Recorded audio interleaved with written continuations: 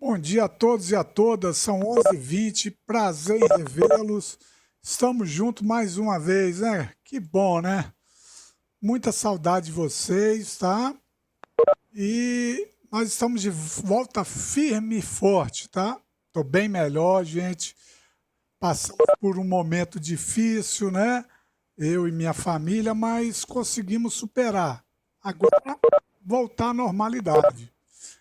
Não, é não, Eduarda, Júlia, Alice, Álvaro, todos que estão aí, eu agradeço a todos vocês. E fico muito feliz de estarmos juntos, né? Mais uma vez. Isso aí. Joia pura. Vamos lá, gente. Deixa eu só. Tem um galerão entrando aqui, aí eu vou. Galerão entrando. Vamos lá, gente. De volta aí para, né? Um recado que a gente deixa para vocês, muito cuidado, cuidem bem de vocês, da família, dos amigos, tá? Ô, Laisa, melhor professor? Cara, um dia eu chego lá, Laisa, obrigado, vocês são muito especiais para mim. Vamos lá. É, então, eu sei que vocês estão doidos para geografar, né? Falaram com vai, quero estudar geografia, eu também quero, também estava com vontade, tá? Mas hoje a gente vai começar a apostila nova, tá? Apostila 3, o capítulo 7. Então a gente vai começar a. Ainda nós vamos estar na Ásia, Europa e Oceania esse ano. A gente está mais concentrado em 3 continentes, repararam? E, e, e a gente vai falar de espaço rural e urbano. Vamos começar com o espaço rural. Deixa eu só dando autorização aqui para a galera ir entrando. Tem um galerão entrando. A gente vai começar rapidinho aqui, tá? E no mais, estudando todos vocês, preparando para ir por umas ferinhas de uma semana, né? Mas vai ser bom para a gente relaxar um pouco a cabeça, né? E a vida continua. Vamos lá, galera. Eu separei esses slides, eu enviei para vocês, né? Os slides da apostila 3, capítulo 7. É o que a gente vai começar a estudar, tá bom, gente? E a gente vai falar de espaços rurais na Ásia, Europa e Oceania. Antes de falar de espaços rurais nesses territórios especificamente, vamos ver alguns conceitos. Conceito de agropecuária. Alguém gostaria de falar? Ou são ainda um pouco desacelerados? Ficaram preocupados? Eu sei, eu recebi muito apoio lá. A escola me falava que vocês perguntavam por mim direto. Eu fico muito feliz pelo carinho de todos vocês, tá? Eduarda, Júlia, todos, né? Não vou citar 116 nomes de alunos aqui, senão a gente perde o dia todinho. E veja bem, vamos lá, gente. Quando a gente fala o termo agropecuária, ele é ligado a duas atividades econômicas, agricultura e pecuária. A agricultura é toda aquela atividade que cultiva plantas, qualquer tipo de plantação. Já a pecuária é criação e domesticação de animais, gente. Então, quando junto o termo agropecuária, nós temos duas atividades ligadas, uma agricultura e a outra pecuária. Lembrando, agricultura, plantio, cultivos de plantas. Pecuária, criação e domesticação de animais. Lógico, são animais que a gente pode domesticar, não são animais silvestres, né, gente? E para a gente também entender alguns termos ligados à agropecuária, a gente tem que saber fatores fundamentais na produção agrícola. A gente tem que ter a terra, lógico. Se você tem a terra, você pode produzir. Se não tiver, é impossível. O trabalho é outro fator ligado, né, gente? O trabalho desenvolvido nessas atividades, seja ele de forma mais rudimentar, seja ele de forma mais moderna, mas o trabalho tem que ser empregado. Capital, o dinheiro que você investe, ele pode ser maior ou menor, vai depender do que você vai produzir e de que forma você vai produzir. Usos de tecnologia hoje são cada vez mais incorporadas, comuns, né, gente? E o uso de tecnologias, elas podem ser mais ou menos empregadas, né, dependendo do que você vai produzir. E a mão de obra utilizada. Então, esses são 5 fatores fundamentais para as atividades agropecuárias. Nós temos que ter terra, nós temos que ter trabalho, capital, tecnologia. Então, sempre ligado a esses fatores aí, beleza? Conceitos de agricultura, a gente tem aqui no slide aqui de cima, gente, nós temos formas de produção, aquela agricultura arcaica, uma agricultura rudimentar, simples, com pouca aplicação de tecnologia, né, gente? A gente chama o termo rudimentar, a primitiva, a arcaica, a atrasada no uso de tecnologia, tá, gente? A agricultura arcaica, ela precisa de muita mão de obra. Se tem poucas máquinas, o homem e sua família, ou várias pessoas, vão ter que produzir ali. Se você tem muitas máquinas, reduz a mão de obra. Como na agricultura arcaica ela utiliza poucas máquinas, nós necessitamos de mão de obra humana. Então, o que a gente pode relacionar diretamente à agricultura arcaica? Simples, técnicas simples, rudimentares e muita gente para trabalhar. Esse tipo de agricultura é muito comum em países subdesenvolvidos.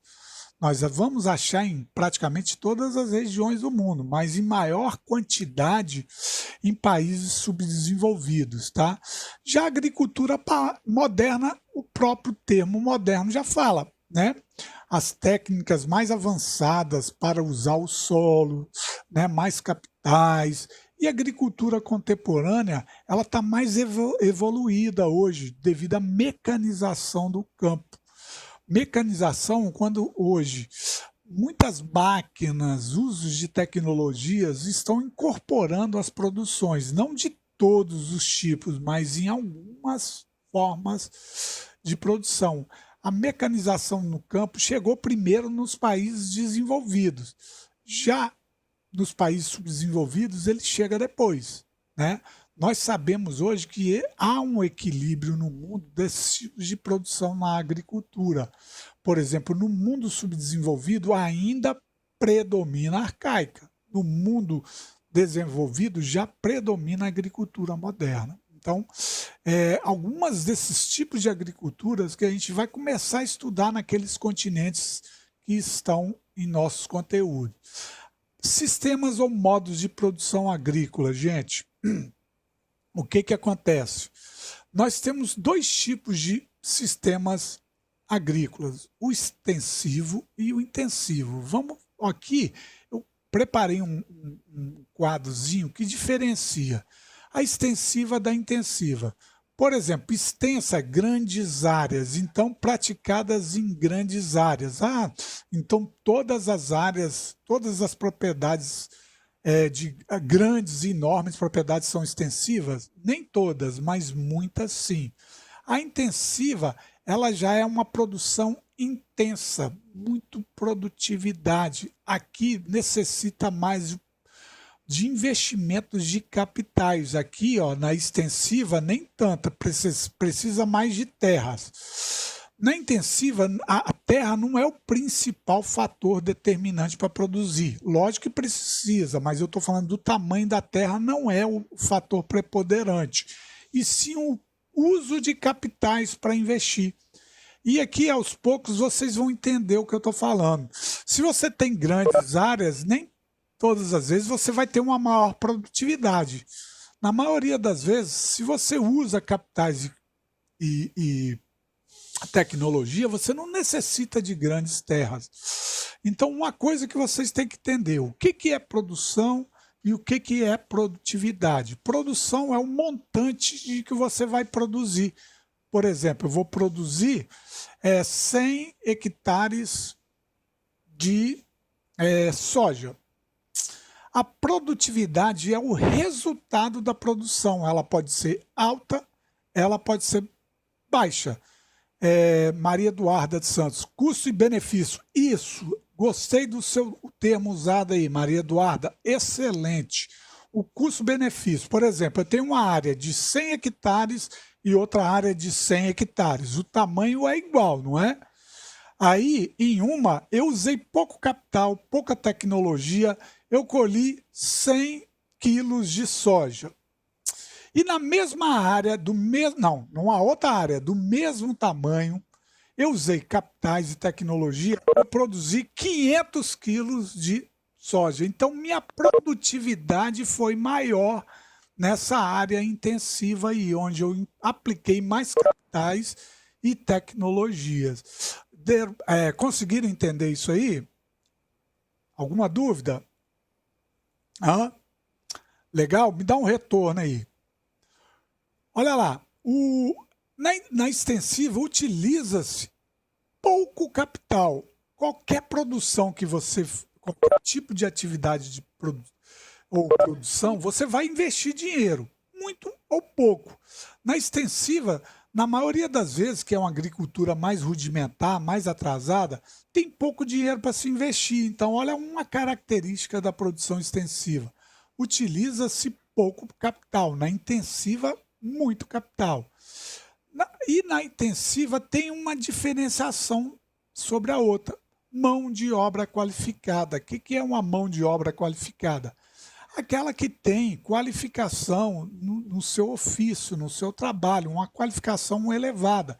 É lógico que um agricultor que estudou pouco, mas na prática ele sabe produzir, isso não quer dizer que ele vai ter sempre uma baixa produtividade. Mas se ele tem pouco capital, a tendência é ele ter uma baixa produtividade. Já o cara com mão de obra qualificada, ele vai utilizar um maquinário, vai ter mais assim precisão na sua produção e com algumas exceções, mas na maioria das vezes ele vai ter uma elevada produtividade. Aqui, mão de obra reduzida e pouco especializada. Extensiva, essa mão de obra reduzida está errada, tá? Tem mão de obra, sim, muita mão de obra. Pouca especialização e muita mão de obra. Se tem pouco capital, tá? Então, atento a isso aqui que tem um errozinho aqui, tá? E grande especialização. Aqui já tem mão de obra mais especializada. Comparando as duas aqui, eu quero que um aluno me responda no chat ou quem quiser ligar o microfone pode responder. Qual delas aqui utiliza mais volume maior de mão de obra? A extensiva ou a intensiva? Porque vocês ficaram em dúvida nessa palavra aqui reduzida. Vamos lá, quem responde para mim?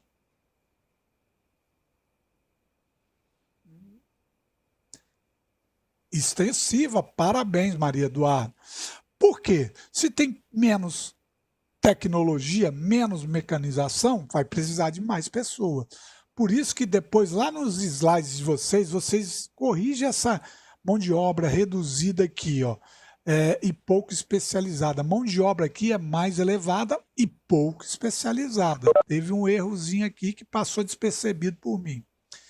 E aumentando o desemprego, com certeza, né? Aonde você emprega mais tecnologia, aquele trabalhador que não tem uma qualificação maior, ele perde o emprego no campo. Aí o que ele faz? Muitas vezes ele vem para a cidade. Aí ocorre o êxodo rural.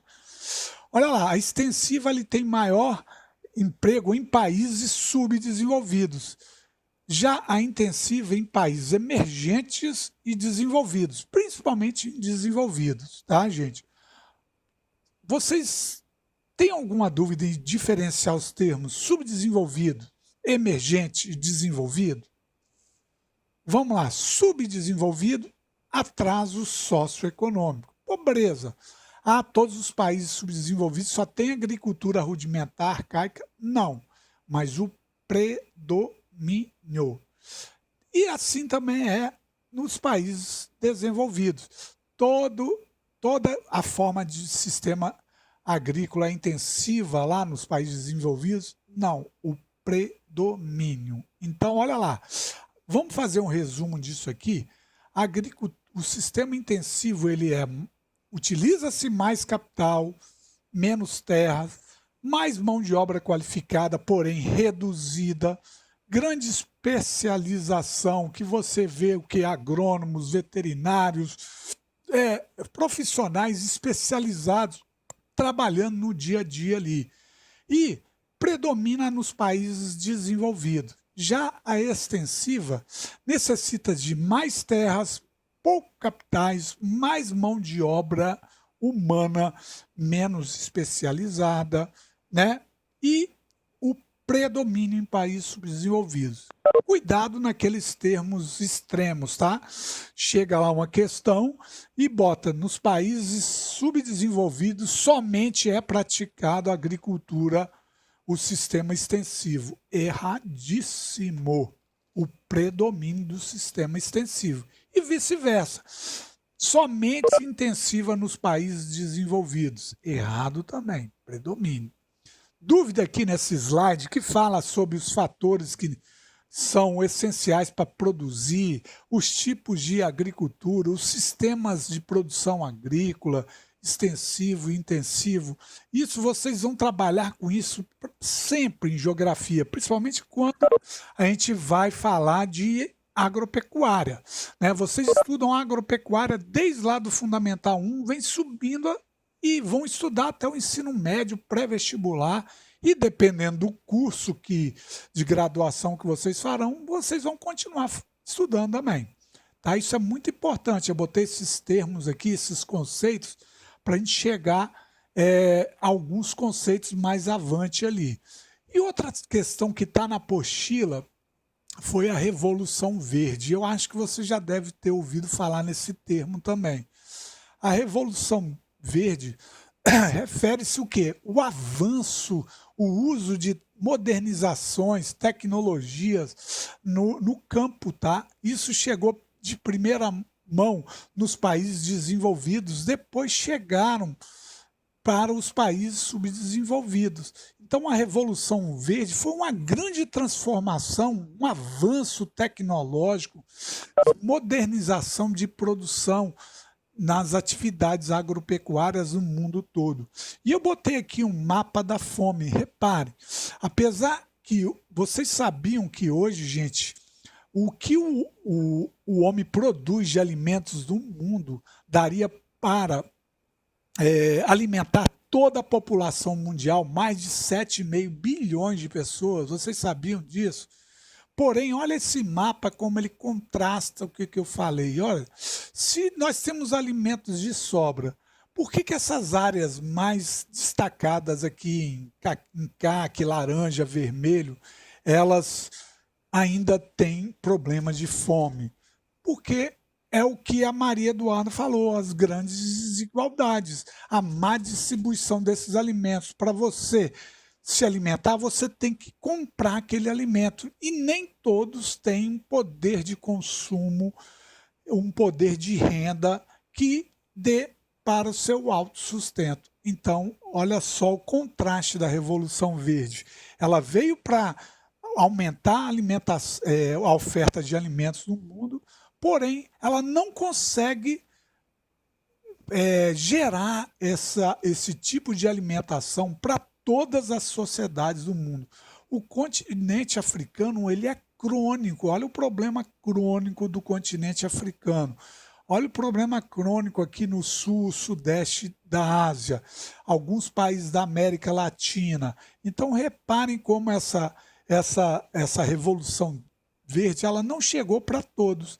E aqui eu destaquei os prós e contras da Revolução Verde. Vamos começar pelos positivos. Aumentou a produção de alimentos, com certeza. Antes da Revolução Verde, praticamente a agricultura no mundo era feita de forma arcaica. Produção com instrumentos simples, técnicas rudimentares, tanto no mundo subdesenvolvido e desenvolvido. Depois que chega essa modernização, as máquinas elas são mais eficientes do que o homem para produzir. Eu estou falando em questão de rapidez, volume de produção, né? O homem tem um cansaço físico, tem máquinas que você pode trabalhar com ela 24 horas por dia. Então, gente, as máquinas chegaram para aumentar essa oferta de alimentos.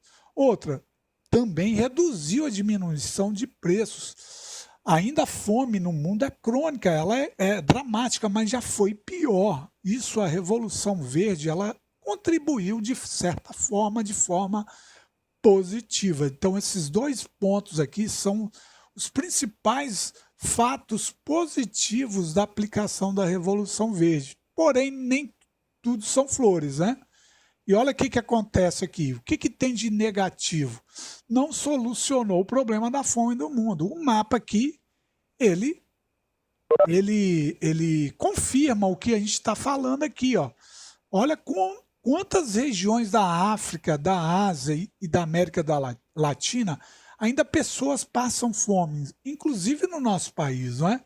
Sem contar com essa pandemia, que a tendência é piorar, infelizmente. Mas antes dela, a gente está falando disso antes dessa pandemia. Daqui a alguns anos, provavelmente, nós teremos um novo mapa da fome do mundo e essa pandemia poderá alterar alguma coisa sim, mas vamos aguardar, né, gente? Vamos aguardar. Eu estou falando isso aqui antes da pandemia, beleza? Outro, aumentou a concentração de terras. Vocês se lembram do termo concentração de terras? Isso é um termo positivo ou negativo? Vão lá para mim. Quero ver quem dá um retorno aí. Uma elevada concentração de terra é positiva ou negativa? Estou esperando. Vamos lá.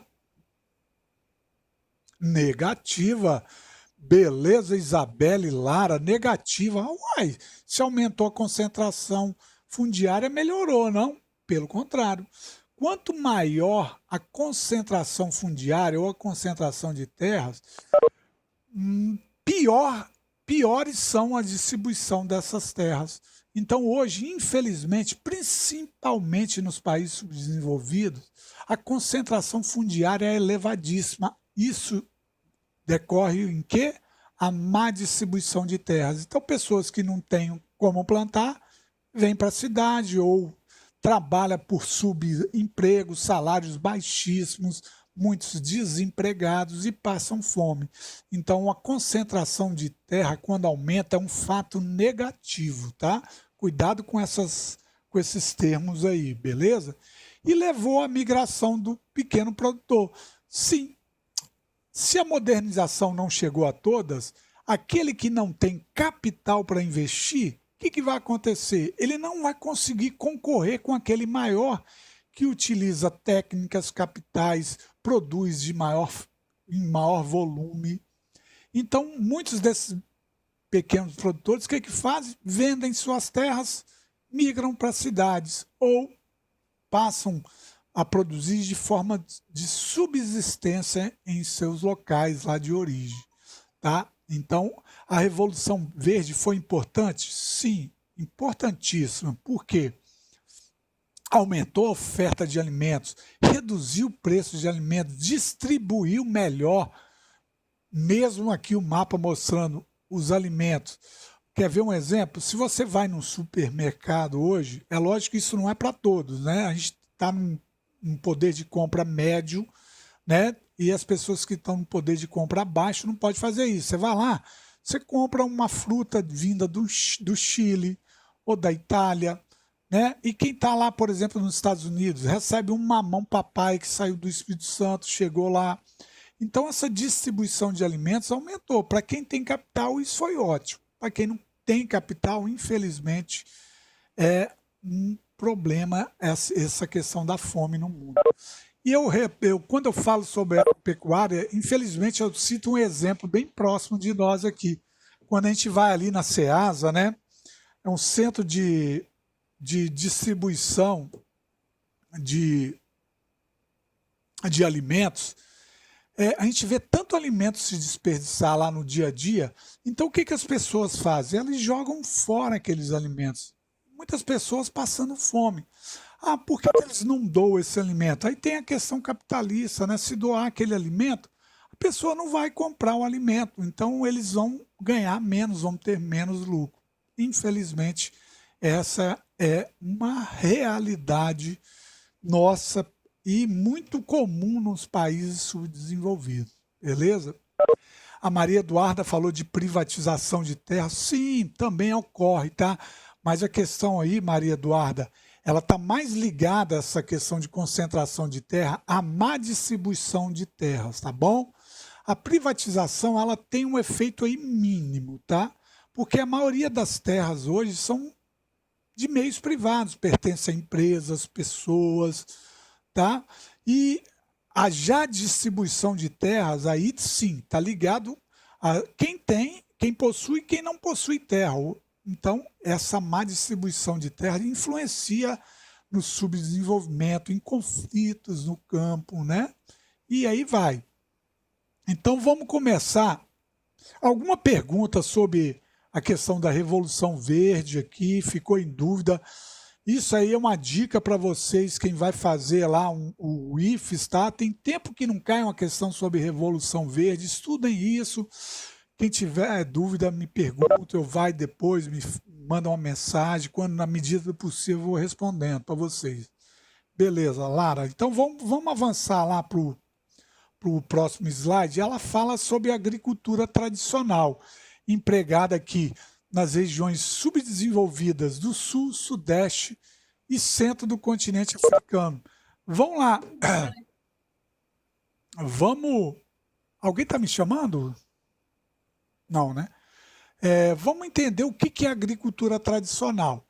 É aquela agricultura praticada de forma rudimentar, com técnicas simples, com poucos capitais, com muita mão de obra. Ela tá inserida ao sistema extensivo agrícola, né? Naquelas características. Nós temos aqui, ó, gente, alguns exemplos. Agricultura itinerante é um exemplo de uma agricultura tradicional, infelizmente péssima para o meio ambiente, mas é essencial para várias localizações de produções na África, na América Latina e na Ásia. Geralmente, agricultura itinerante é a palavra quando você se desloca de um ponto para o outro. Ah, é uma agricultura rotativa? Não necessariamente. É uma agricultura que você usa parte do seu terreno praticando queimadas. Por quê? Eu tenho pouco capital. Não sei o que é pior, queimadas ou agrotóxicos. Os dois, queimadas, um pouco pior pela emissão de CO2 na nossa atmosfera. Então, a agressividade para o meio ambiente, as queimadas são piores. Os agrotóxicos, lógico, vão contaminar solos, rios, né, mananciais. Eu saí porque o celular tinha dizer. Sem problema, Jamile, sem problema, tá? Então, olha só, vamos entender essa questão da agricultura itinerante. Itinerante é quando ela é rotativa, mas não é daquela forma que vocês... Ah, planta aqui, descansa o solo um pouco. Não. Um pequeno agricultor tem um determinado terreno, ele tem pouco capital para investir. Então, para ele plantar, ele tem que limpar o solo, não tem? E muitas vezes esse solo está coberto por matagais, por vegetações. Se ele não tem uma máquina para limpar esse solo, o que ele vai fazer de uma forma mais assim rápida e mais barata? Queimar aquela área. Ele queima aquela área que ele vai utilizar e quando se queima uma vegetação, aquelas cinzas elas vão dar uma falsa fertilidade ao solo, porque cinza tem decomposição de matéria orgânica. E essa decomposição de matéria orgânica, ela cria uma falsa fertilidade ao solo. Como ele tem pouco dinheiro para comprar adubos, né, insumos, ele mistura aquela cinza aos solos e planta 1, 2, 3, até sobrecarregar o solo, tirar a fertilidade desse solo. E o que ele faz depois dessa produção? Ele abandona essa área e vai praticar o mesmo sistema numa área vizinha que ele tenha lá.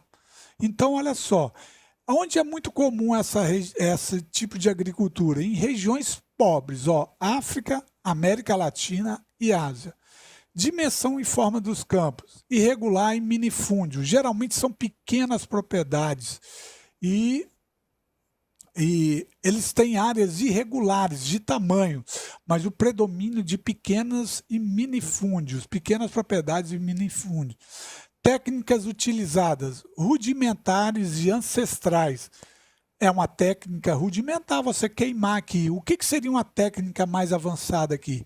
Arar o solo, remover o solo, jogar adubação. Então, ele não tem o capital para isso, ele pratica uma forma mais barata, que é queimada.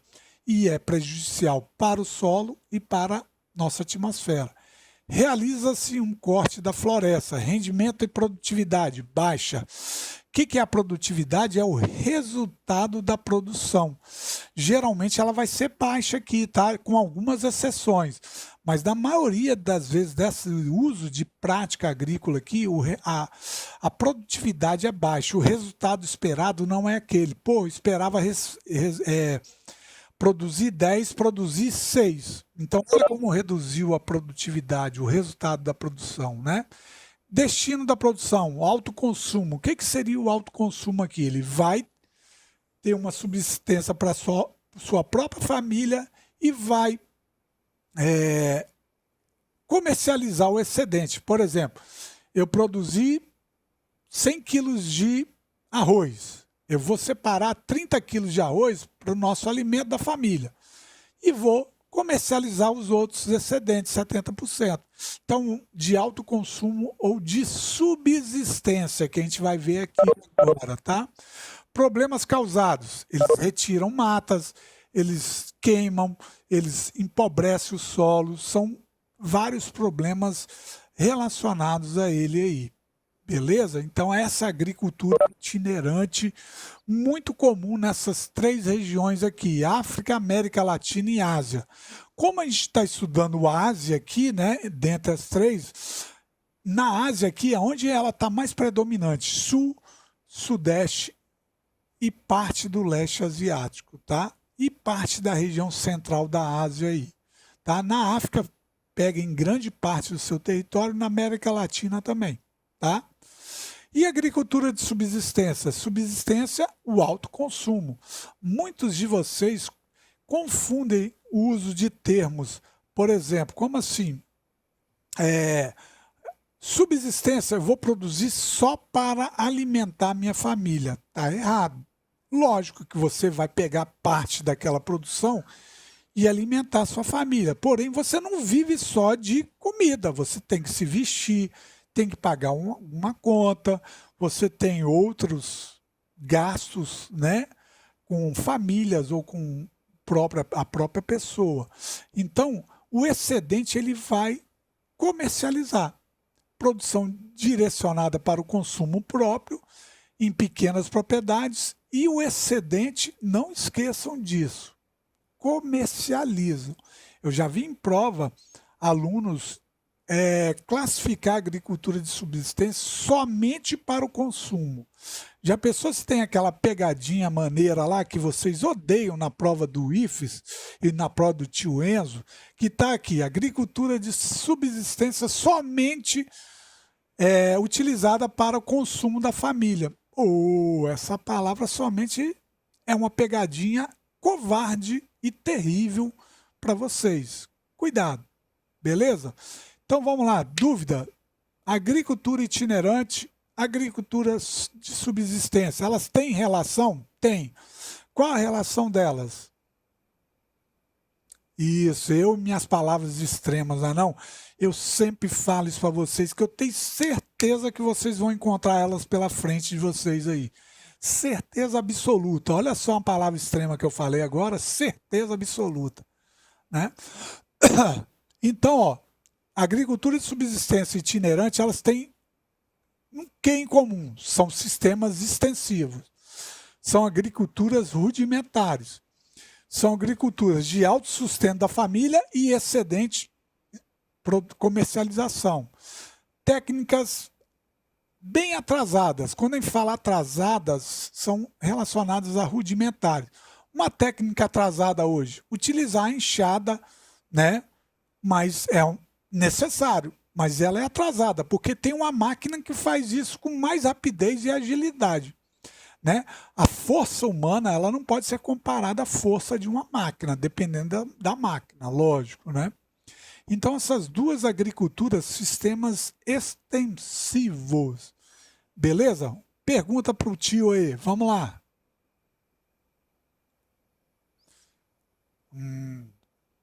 Beleza, então vamos lá. Olha outro tipo, pô, que agricultura maneira é essa, tio? Olha só, agricultura de jardinagem e plantations. Olha esse tipo de agricultura aqui. Não parece um jardim de uma casa, lógico, um enorme jardim, mas na verdade, essa aqui é um tipo muito comum de produção lá no sul e sudeste asiático. Repare a disposição do relevo aqui. Vocês estão vendo muitas montanhas? Então, esse tipo de agricultura, ele é muito comum lá no sul e sudeste asiático. Elas são produzidas em pequenas propriedades e até mesmo em média, mas predomínio de pequenas propriedades e necessita de muita mão de obra. E tem uma técnica aqui integrada a esse tipo de produção, são os terraços artificiais. Deixa eu ver se eu assinalo aqui. Eu vou botar aqui uma paradinha aqui para vocês. Deixa eu botar essa vermelha aqui para chamar mais atenção. Ó, tá vendo esse tipo de técnica aqui, ó? Olha o que o homem faz, ó. Isso é uma técnica agrícola. Ele vai criando degraus, ó. Esses degraus, eles são chamados de terraços. Tá vendo como o relevo aqui é íngreme, é montanhoso? Se ele aqui plantar uma cultura de risicultura ou arroz aqui, ele vai ter problemas. Por que ele vai ter problemas? Por causa da chuva e da água, isso aí. Então ele cria uma técnica de degraus para reter a água. Olha como ela fica retida aqui em cima. Olha como ela fica retida nesses degraus aqui. A gente chama essa técnica de terraceamento, muito comum lá no sul e sudeste asiático e principalmente na plantação de arroz.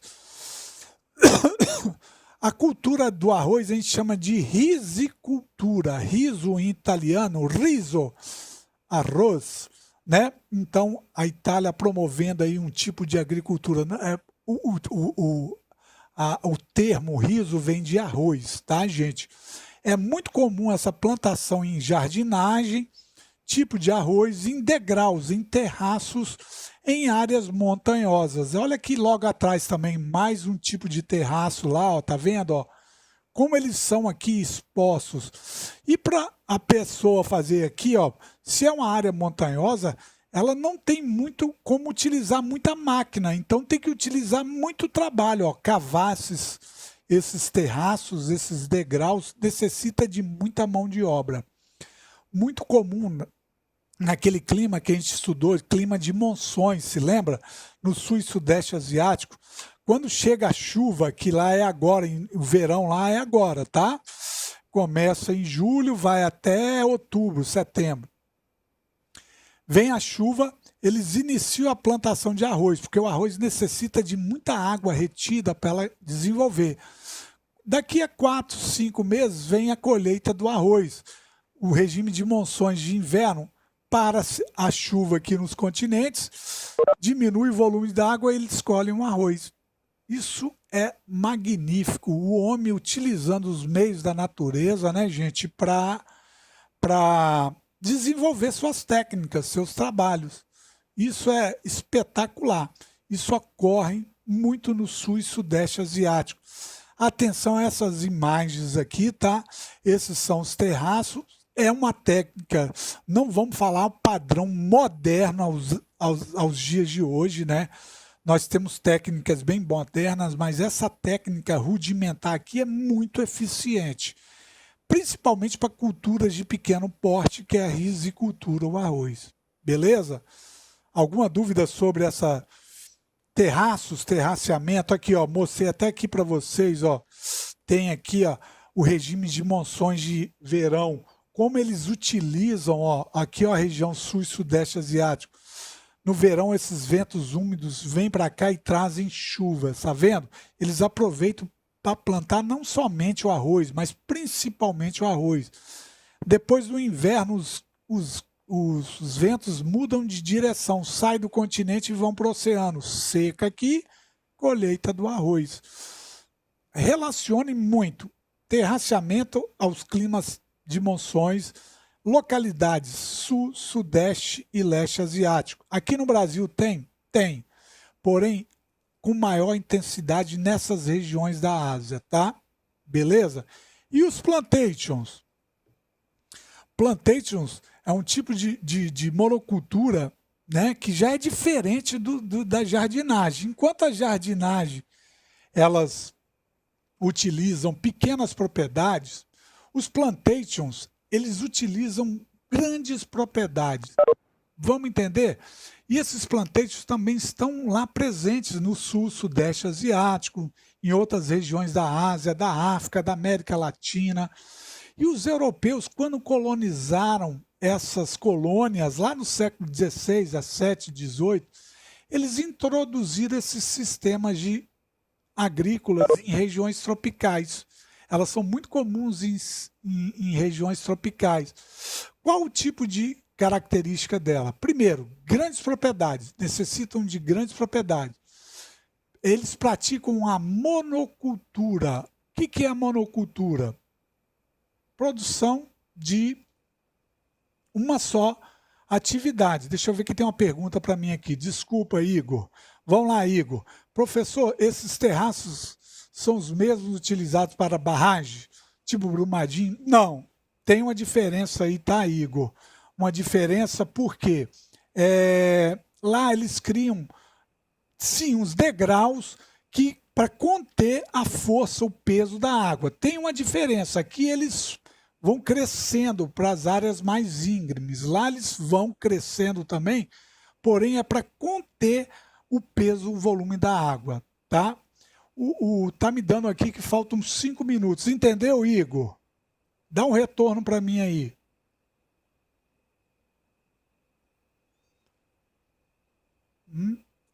Beleza, Igor. Desculpa que eu demorei te responder, tá? Mas eu estou na empolgação aqui. Então vamos lá nos plantations. Qual a diferença de jardinagem? Pequenas propriedades. Plantation, grandes. A jardinagem geralmente também se pratica a monocultura, que não tem uma grande diversidade. Aqui nos plantations também, tá? Empregos de grandes propriedades e latifúndios. Outra coisa, utiliza-se muita mão de obra e o principal objetivo dessa produção é exportar.